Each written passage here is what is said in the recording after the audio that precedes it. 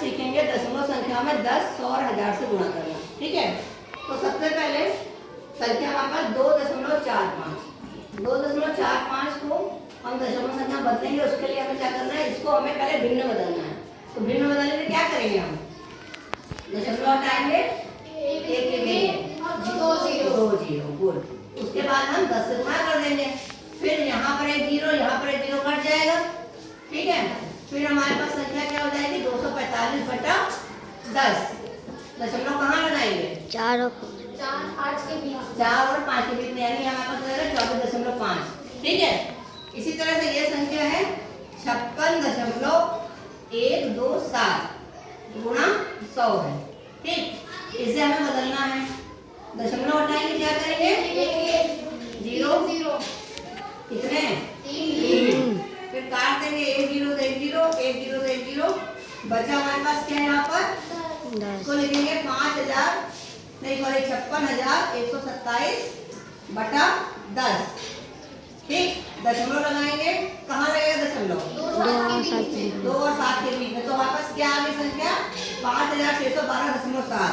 ठीक, अगला सवाल है 6.784 गुणा 1000। बट इसको कैसे बदलेंगे, हाँ, काट देंगे, 3 जीरो इधर, 3 जीरो इधर, कट गए। बचा क्या हमारे पास, 6784। ठीक है, दशमलव लगेगा कि नहीं, नहीं लगेगा। फिर अगला सवाल है हमारे पास 17.45 गुणे 1000।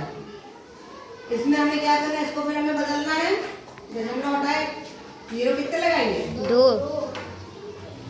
1 जीरो यहाँ कटेगा, 1 जीरो और कटेगा, बचा हमारे पास 10। अब हमें क्या करना है, 1750 को 10 से गुणा करना है। हम सभी को 0 और 1 से गुणा करना आता है। तो जब हम इस संख्या को 0 से गुणा करेंगे तो क्या आएगा, 0। उसके बाद इसी संख्या को हम 1 से गुणा करेंगे तो यही संख्या वापस आ जाएगी, है ना। तो ये हमारा हो गया सवाल, देख ली सबने। अब हमने एक चीज देखनी है कि जब हमने दशमलव संख्या में 10 से गुणा करा तो जो गुणनफल आ रहा है उसमें दशमलव एक स्थान दाईं तरफ आया, हो गया, देखा ना हमने।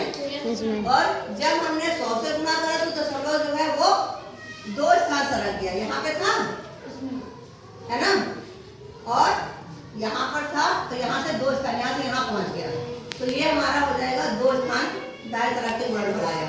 और जब हम 1000 से गुणा कर रहे हैं तो दशमलव यहाँ से हट गया, यानी 3 स्थान सरक गया। अगर इधर होता तो आता दिखाई पड़ता, नहीं है तो नहीं है।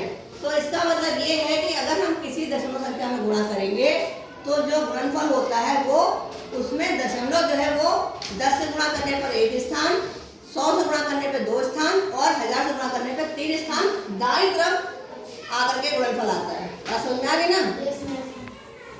तो सबको दशमलव से गुणा करना समझ में आ गया, क्लियर हो गया एकदम।